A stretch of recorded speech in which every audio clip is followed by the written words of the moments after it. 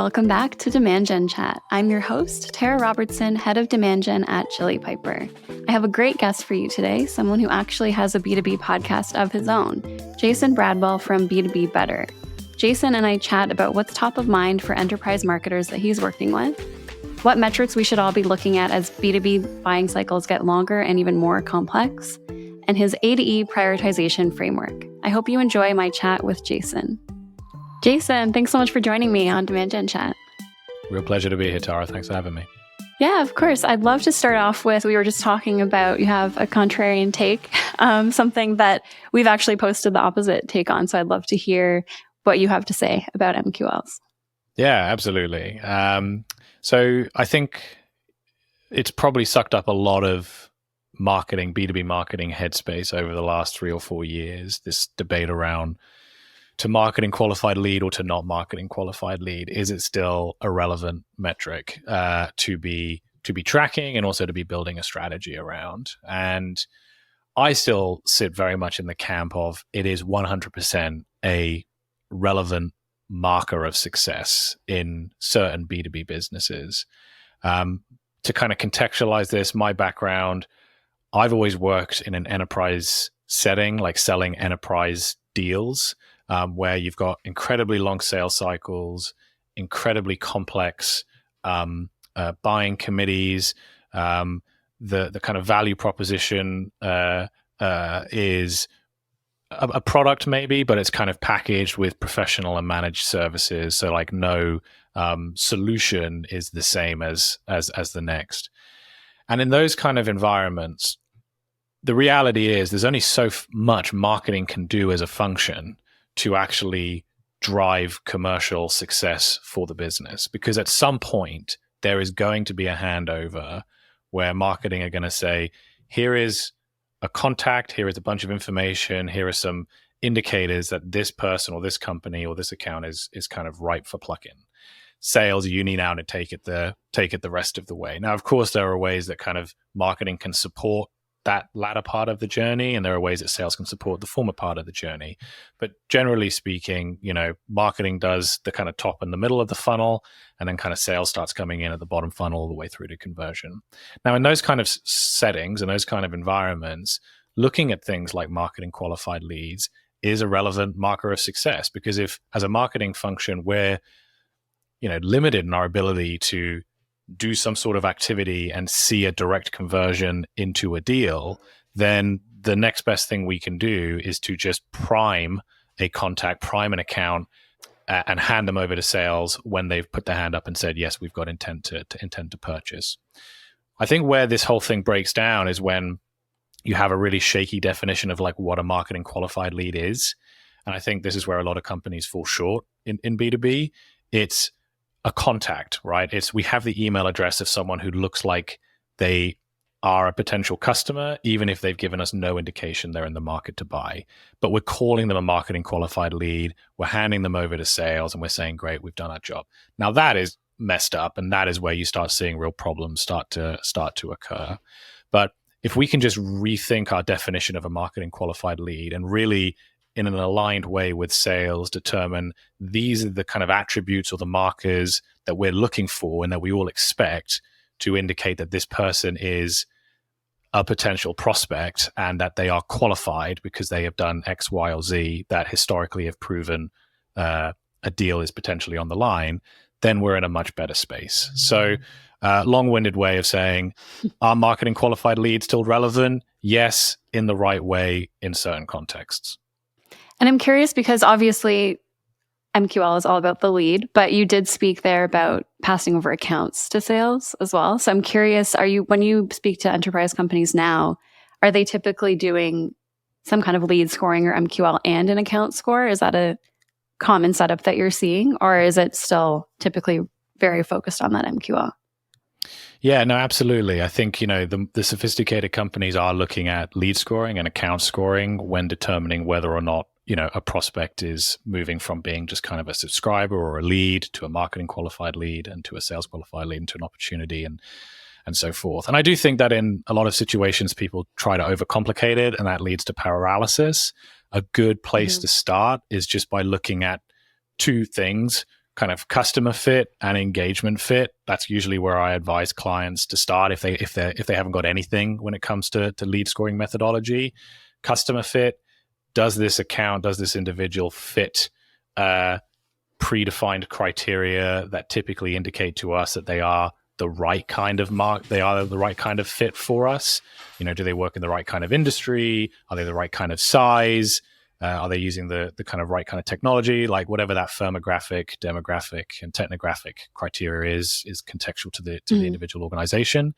And then on the engagement fit side, it's, how active are they in regards to consuming our stuff, right? Whether that's downloading our content, whether that's visiting, certain pages on the website, whatever it is, let's assign a score to each of those activities. And once we've reached a certain threshold on both customer fit and engagement fit, we have a flag go up saying like, okay, this person deserves some attention.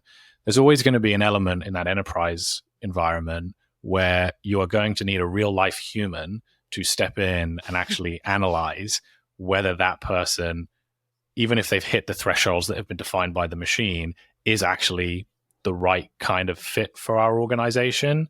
I find it hard to get to a fully automated situation in that at that kind of like enterprise level. But I think you can take it a long way, using something like HubSpot and their built-in lead scoring functionality. But again, it comes back to just making sure that sales and marketing aligned on, what is the definition of these stages and what are the triggers that move a contact from one to the next. Yeah, I think that over-automation is something that a lot of us, myself included, when lead scoring was first a thing, we really over-indexed on that piece versus let's look at these leads one by one, let's talk to sales and figure out, are we even sending them the right contacts at these companies, the right job titles, and getting that nailed first before trying to automate every single thing. And it comes down to the context, right? Like if you're selling a high volume, low price point, like SaaS product where it is really just a kind of product led, it's like really kind of like a product led growth strategy, where there is, just a greater scale that you're operating against. You want to get to a point where as much of that is automated as possible, just because there's only so many hours in the day, there's only so many people in the organization. Mm-hmm. Like it's just not practical to be analyzing every single thing by eye. But when you're at that kind of enterprise level and you're selling 6, 7, 8-figure deals, the volume is going to be far lower, but the complexity of winning those deals is going to be far greater. So it really warrants that need to get in there and actually have a human or a group of humans just really analyzing where are we with this person and how can we move them to the next stage. Yeah, that's actually one trend I've been hearing a lot from B2B marketers right now, and even we're experiencing it ourselves, is products that used to be a small buying committee, used to be a pretty simple purchase decision. Now 6, 7 people need to sign off. That it's just a more complicated buying process. The cycle is longer. Is there anything else you're hearing from B2B marketers about just how things are shifting throughout this year and what's changing? Just generally in regards to kind of where are we spending our marketing dollars? Exactly. Yeah. Last year, we were very focused on a couple of key personas that we knew needed to hear about us. And now we have to think about, what does the CFO know about our product? What does the greater buying committee think? And that's been a huge shift for us internally and something that I'm hearing from others too. So curious if there's any other trends like that you've seen. I think just to kind of extend on that, it's this idea of like doing more with less, right? So we are being asked as marketing teams, marketing functions to go out there and just try and appeal to new sectors, to try and cater to the needs of additional members of that buying committee, to be more present, more visible, because, we're trying to bring in more revenue. We're trying to kind of, in some cases, keep the lights on. But on the other side of that equation, we're seeing budgets being kind of withdrawn or cut, and that's leaving a lot of marketers in a really tight spot. I talked to one company last week, just 8-9 months ago, they hired 10 marketers into the team, let's say, and then last week they ended up letting go of almost all of them, right? The targets haven't changed. We still need to generate X amount more leads. We still need to close X amount more pipeline, but the tools in which we thought we were going to have in order to achieve that are no longer there. And that's, I think, forcing a lot of like creative decision making within these organizations on like exactly how far can we stretch our marketing dollars and try to meet the demands of the organization at what is a tough time for a lot of companies. Yeah, I mean, if you're at a high growth company, your targets are higher than they were last year when you had a team and much probably larger budget. That kind of brings me to, you had a LinkedIn post around this topic that I'd love to dig into because I know it kind of blew up with comments, but you had a post essentially saying that, again, budgets are being scrutinized right now, but still marketing teams are spending $100K to sponsor a booth at a trade show that maybe they'll meet a couple of people at. They're spending thousands on research papers that they want to be in to get on that grid. And they're really just having a hard time seeing not just the same results that they were seeing last year, because no, I don't think anyone is seeing the same return they were last year on things like ads. So they're shifting or trying to shift their teams to things like branded content, producing more videos. And I've seen this in my own experience, getting input on how to spend that money from your exec team, especially now, can be tough because every dollar is scrutinized probably more than ever. So what advice would you give B2B marketers that they know they need to stop spending on things like trade shows and ads that aren't converting for them, but they're having a hard time making the case for that to their executive team?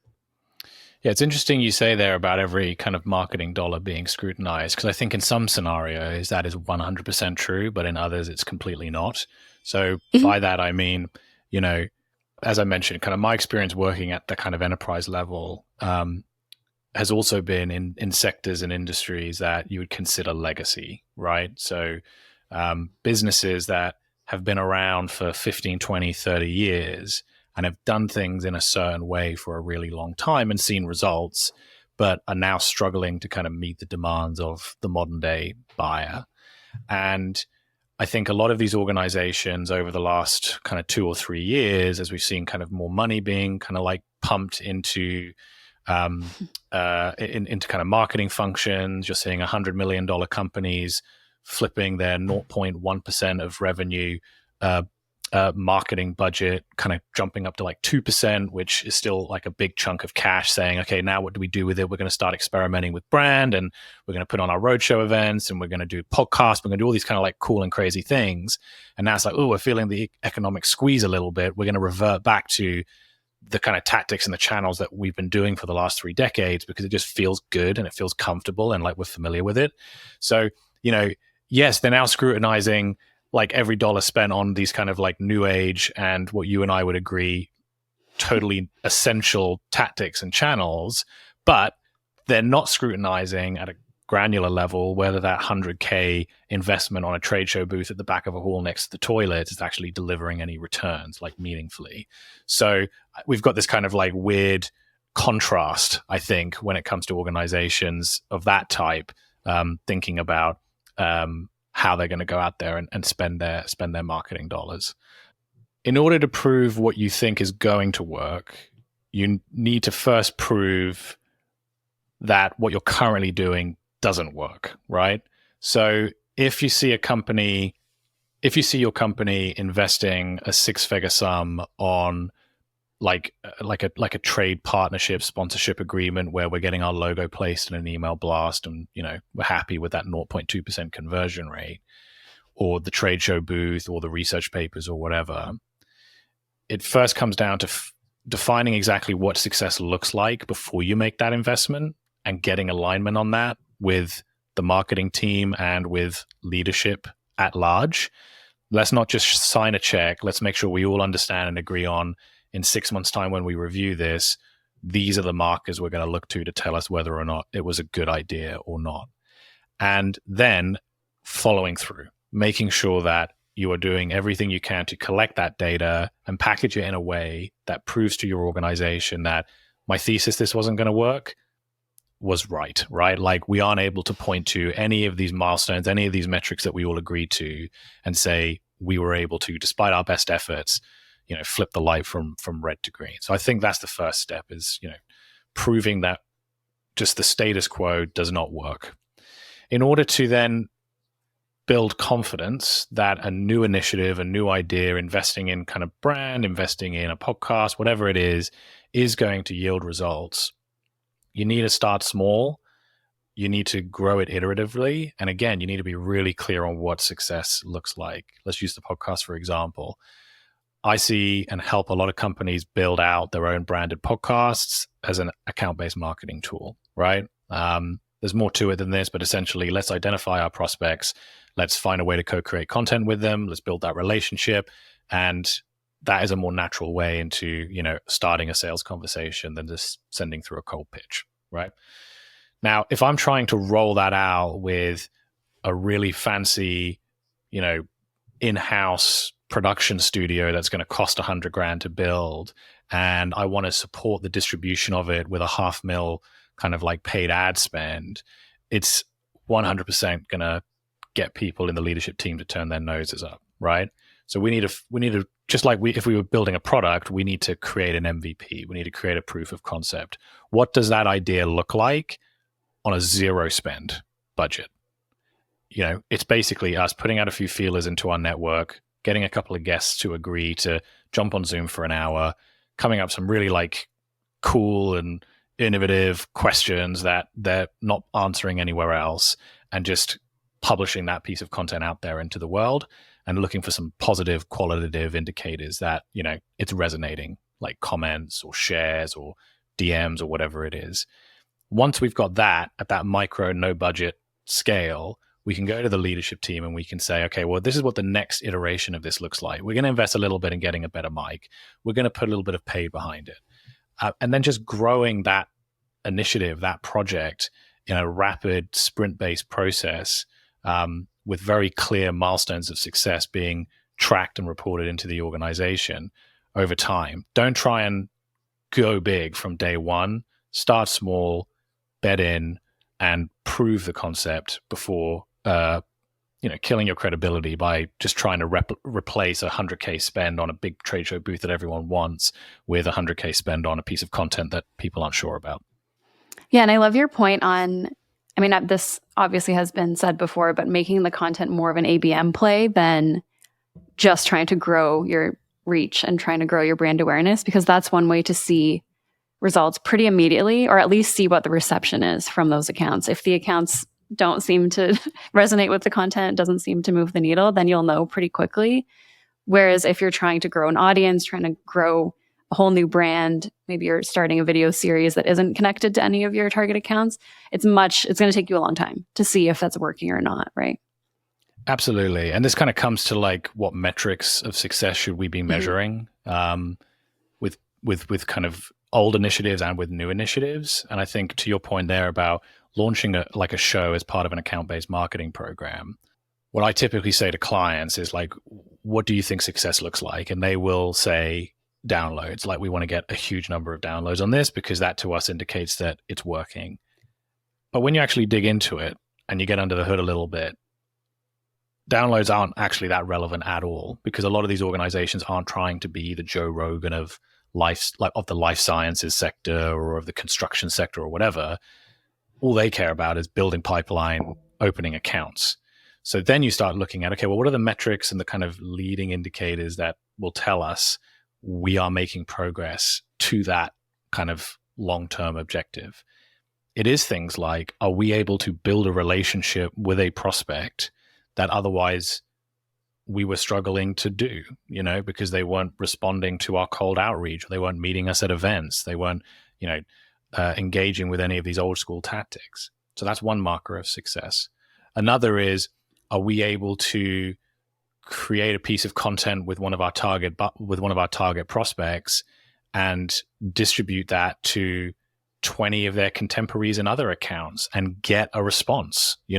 Hey, we created this piece of content with one of your peers that we think you're going to find really interesting because you face a lot of the same challenges as this company. We'd love to know what you think. They get back to you. Yeah, I love this. Thank you so much for sharing with us. For me, that's like at the enterprise level, wow, we're making progress here. We've built a relationship. So just being really clear on what those metrics are and really digging into how they map to the long-term success of the business is a really important part of any kind of new initiative or new program that you may be considering launching. Yeah, and this point that you made is a little bit meta, but even for this podcast, we found that our outbound SDRs use clips from it sometimes to reach out to prospects, not so much always in that same space, but sometimes they'll just say, hey, I saw you posted about what you're doing with webinars on LinkedIn. I thought this clip was relevant to you. And it's just, again, that conversation starter that kind of gets them in the door, where historically I wouldn't think of a podcast being used that way, but it's just another way that you can repackage that content up. Absolutely. For not just marketing. Yeah, absolutely. It's like a sales enablement tool, right? Like we're creating this piece of collateral, co-creating this piece of collateral with the people that we really care about, like at a prospect level. So we can obviously do a bunch of promotion publicly and get it across our newsletter and our blog and social media and all that kind of stuff. But how can we actually cut it up and package it in a way that's going to be useful to our sales team who are selling into enterprise accounts? Just to keep the conversation moving with some of these prospects, because that is largely the aim of the game when you're selling in enterprise. It's just to stay top of mind and just keep the conversation going. I worked in a sector before I started B2B Better, where the sales cycle in some situations was like 4 years, because we were selling into big sports entities, which was largely determined by right cycles, like media right cycles.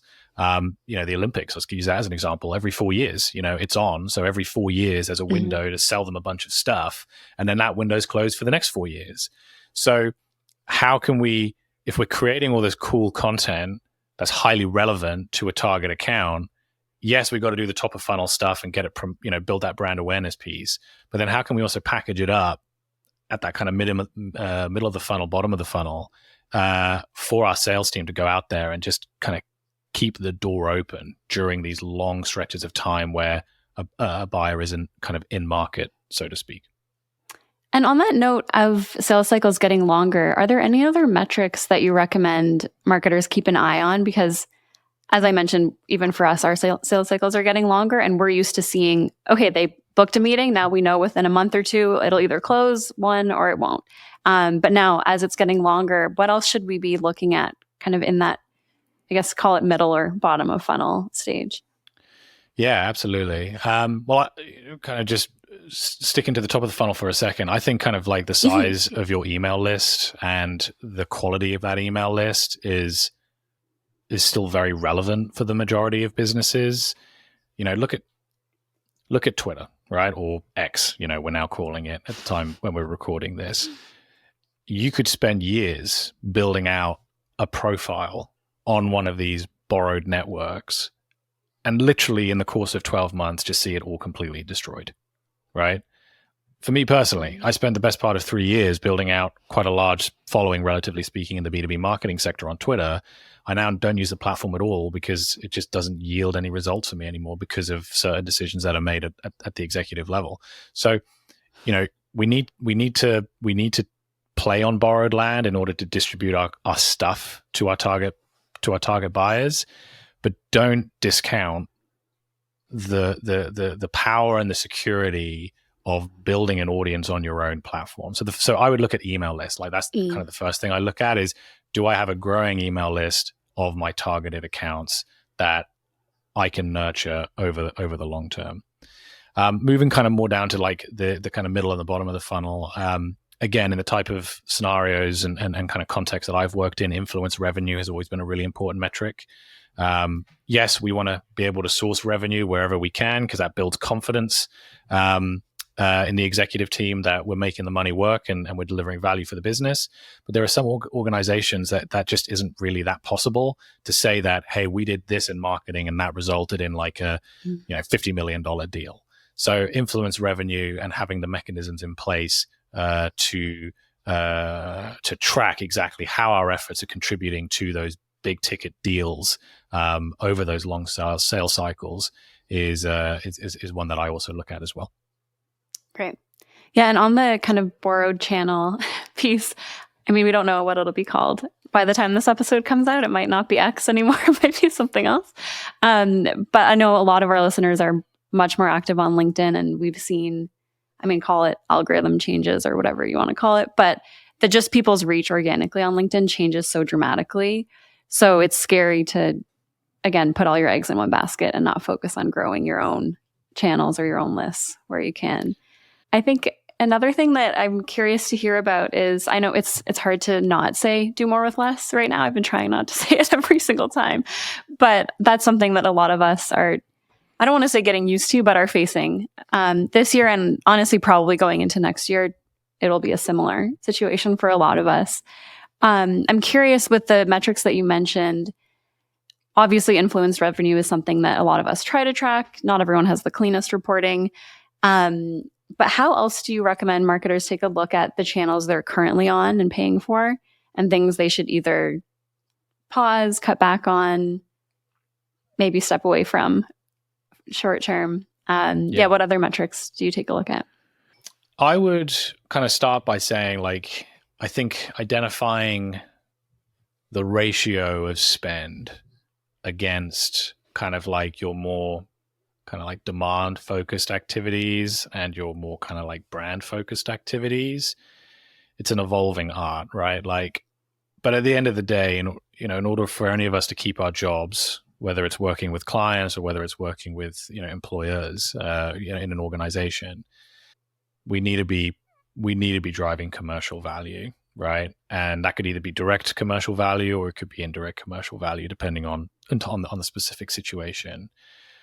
But when it comes to kind of like spending money, until you've reached your target, whatever your commercial target looks like, I would advise right now to just withhold a little bit on the more kind of like experimental or deeply kind of like brand focused campaigns. Because ultimately, at the end of the year, when you're sat in a boardroom with the CEO, the CFO, and the board, and they're saying to you, we gave you $1 million, like, what did you kind of drive with that $1 million? And you say, oh, well, I had a really cool billboard, like outside of, King's Cross Station here in London. It's just, it's not going to go down, right? You need to show that you've been investing in the tactics and the channels which are driving that kind of commercial value. Once you've reached that target, or once you've kind of forecasted that based on success last quarter, we look in good shape to reach that target. That's when you should be looking at, okay, well, now how can we carve off a little bit of that spend and use it for the experimentation and the kind of more brand focused campaigns. I did a great episode of my podcast B2B Better with Kyle Lacey, the CMO of Jellyfish, a couple of months ago. He kind of gave that percentage, and again, it's a moving percentage of around like 70% on kind of like more demand focused activities, 30% on brand. But he did caveat that, one, it's contextual to your individual business, and two, it's a moving target. It's based on what's happening within your organization at this time, and you need to constantly adjust to make sure that you're finding the appropriate ratio. Double down on the things that are driving the commercial value. Anything you've got left over is the icing on the cake that right now you can then start looking at investing in more of the experimental crazy stuff. And for people that are in that, I mean, hopefully it's a bigger group that I'm imagining, but for people that are in that sweet spot where they are hitting targets and they have some room to play with more experimental plays, do you have any tips to help them either prioritize or just organize the ideas? Because one thing we run into is we have no shortage of ideas here, but not so many people to execute on them. So that's always been a roadblock for us in just trimming that list down. I use something called the A to E framework. It used to be called the ABCDE framework, but that was just a mouthful. So I changed it to A to E. And it's basically 5 things: audience, belief, creative, distribution, and result.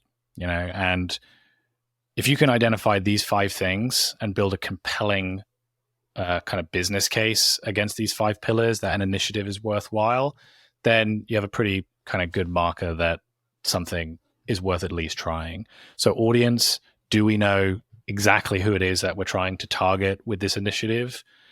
Belief, are we saying or doing something that is kind of unique to us as an organization? Creative, what do the assets look like? What are they?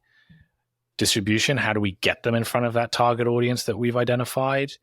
And end result, what are the kind of milestones and markers of success? And you can apply this kind of framework to an overarching kind of strategy or a campaign, or it can kind of really focus down on a specific piece of content. Like you could apply it to a blog post theoretically, right? But what I say to my clients when I'm talking to them about this framework is that, if you're not able to answer these kind of 5 questions when thinking of a new idea, then you should probably take a beat for a second and just really evaluate whether or not it's going to be the best use of your time, energy, and budget. Like if we know who we're targeting, if we know what the creative is going to look like, if we know how we're going to distribute it, and we know what success it ultimately is going to look like, but we don't really feel like we've got something interesting or unique to say or do, then, we maybe need to go back to the drawing board and figure that bit out, right? Like if we have a cool idea for a piece of creative, a great novel idea, we know who we want to target, but from a distribution perspective, we don't have the budget to really get this idea out there at the scale that we need it to, then again, we should probably reconsider and put our budget elsewhere. But it's a good starting point, the A to E framework, just to, start culling down what I'm sure are hundreds of ideas stored on the person listening to this is Trello board or ClickUp or whatever, to something, to the ones that are kind of a little bit more fully formed and arguably ready to drive results. Yeah, we have an Asana board of, I think I just called it backlog. It's not very exciting, but that's where we dump all of our great ideas. One thing that I think, for me, at least what I've noticed, is the last one is usually the toughest, is just how are we actually going to measure this at the end of the day? What is that end result that we'll know this succeeded? And I think that's often where our ideas tend to get stuck. So that's a good framework to just keep in mind before spinning your wheels and spending time on something that might not give you the results you're looking for anyway. You'd think, logically, I'm sure anyone listening to that framework would think that end result is probably the most important. Like if we can't determine what success looks like, then we probably shouldn't do it. But again, like we were talking about earlier, there are thousands of brands out there that will spank hundreds of thousands of dollars on a trade show booth without really knowing whether or not we're going to be able to determine success. Like that conversation is just never had, right? Because maybe we're doing it because we've always done it, or our competitors do it, or if we don't do it this year, people will think that our business is failing because, whatever. That's not, in my book, good enough, right? Like especially when we're spending such a huge amount of money on certain initiatives, if a conversation isn't had with the marketing team and the wider executive team on what success looks like, something is seriously wrong within the culture of that business. I think from my perspective, it's shifting. I know a lot of people were getting away with that a couple of years ago. I think it's a smaller list of companies that are blowing budget that way now. So it's going to be a big change for a lot of people, I think. Absolutely. Yeah. And for that framework, if anyone wants to hear more, I know, Jason, you got into much more detail about the framework on another podcast called Marketing Power Ups. So I'll link that in the show notes if anyone wants to go check that out.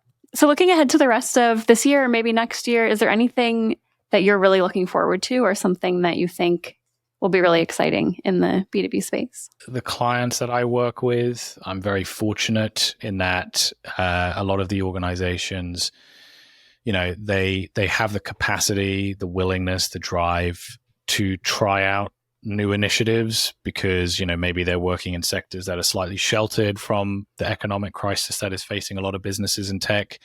And I feel like, it's this kind of anecdote that the best businesses are built in times of recession, for example, like Airbnb back in 2008, I'm really excited that a lot of the companies that I'm working with, they're starting to put into place the real strong foundations for building out kind of owned media strategies for the long term, which I'm really enjoying getting my teeth stuck into.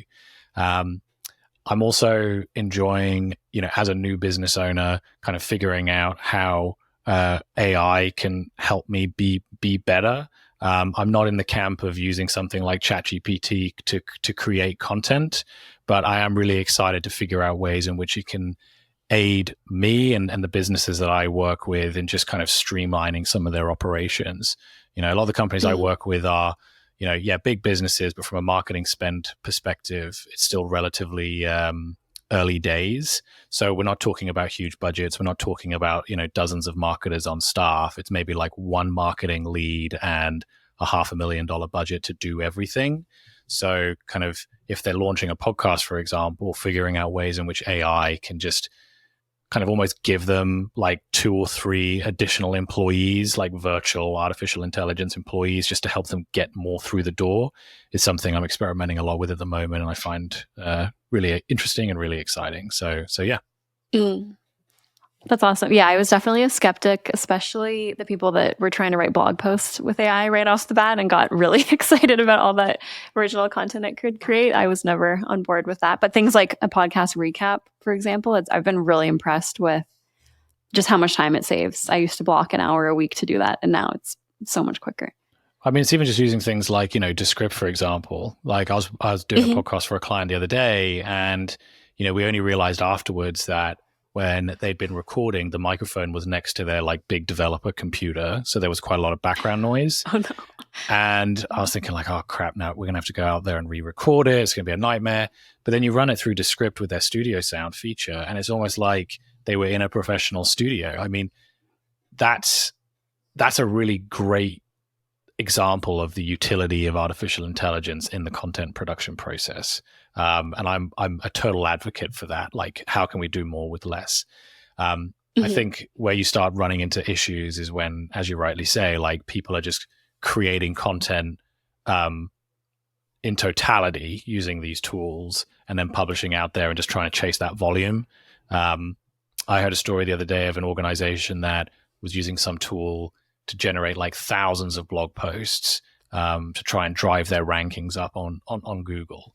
They managed to do it, but within 2 months they'd burnt their domain and were just no longer appearing in any search. So, risks and rewards, right? Like you've got to be clever with it and, not do things that are going to run you afoul of getting in front of your prospective customers. So be excited, but don't let it get to your head, I guess. Yeah, anything that seems too easy like that, probably there's something wrong. It's probably not sustainable. Exactly.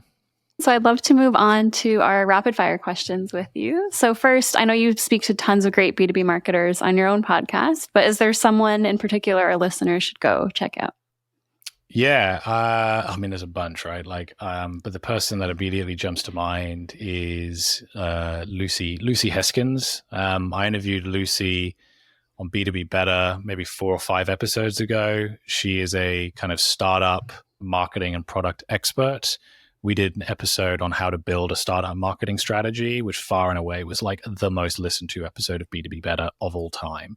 She's incredibly funny. She's incredibly smart. She's just like a real cool human being. And I don't think she gets enough like visibility and credit for all the great work that she does. So check out Lucy Heskins.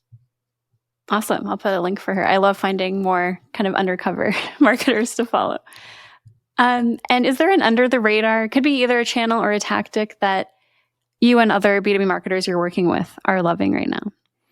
So this isn't like marketing focused, like per se, it's more like productivity focused, but I've been using kind of like 2 AI tools over the last couple of months, which have really just kind of like changed the game for me when it comes to productivity. The first is Grain.ai, which I think there are similar tools on the market, but essentially what it does is it will record my conversations on Zoom or Google Meet or Teams or whatever it is, and then it will provide AI-generated transcripts of those conversations, which then get automatically pulled into HubSpot. So if I'm doing a new prospect call, I don't need to spend time like taking a bunch of notes and like being distracted. I can just have a conversation and then watch the recap or read the summary and watch the recap using this tool. So that saved me a bunch of time. We're testing a couple AI tools for internal meetings to take notes for us. And so far they have not been very great. So I'll check out that. And lastly, where can we go to follow you and find more of your content, Jason? So the best place to find me on social media is on LinkedIn. I have made the leap from Twitter/X. I spend next to no time on Twitter/X nowadays. So you can find me, search Jason Bradwell, bright yellow profile photo. That's me. I'm also on Threads, Jason Bradwell. And then when it comes to the content I create, I publish a weekly podcast called B2B Better, which is all about figuring out how can we make B2B marketing better. I'm coming up to my 100th episode in the next couple of months. So it'd be great to get kind of more people listening to the show in advance of that. I also have a newsletter called the B2B Bite, which goes out a little bit more occasionally, but you can sign up for that on Substack as well. Cool. Thanks so much, Jason, for joining me. You got it. Thanks, Tara. And thanks, everybody, for listening to Demand Gen Chat. Thanks for listening to Demand Gen Chat. Demand Gen Chat is a Chili Piper podcast, hosted by Tara Robertson and produced by me, Nola McCoy. If you're enjoying the podcast, please leave us a 5-star rating on Apple, Spotify, or wherever you listen to your podcasts. It only takes 5 seconds and helps other marketers like you discover Demand Gen Chat. Also, if you'd like to have a question answered in a future episode, you can connect with Tara Robertson on LinkedIn. Send her a DM with your question and it could be answered on a future episode. Finally, if you've gotten this far and are wondering what Chili Piper even is, Chili Piper helps B2B marketers book more qualified meetings for their sales teams. You can't afford to leave opportunities on the table, so let your leads self-qualify and schedule a time with the right rep instantly. And that's just one of the many revenue-impacting things that Chili Piper does. Visit chilipiper.com to learn more. And thanks again for listening. We'll see you on the next episode of Demand Gen Chat.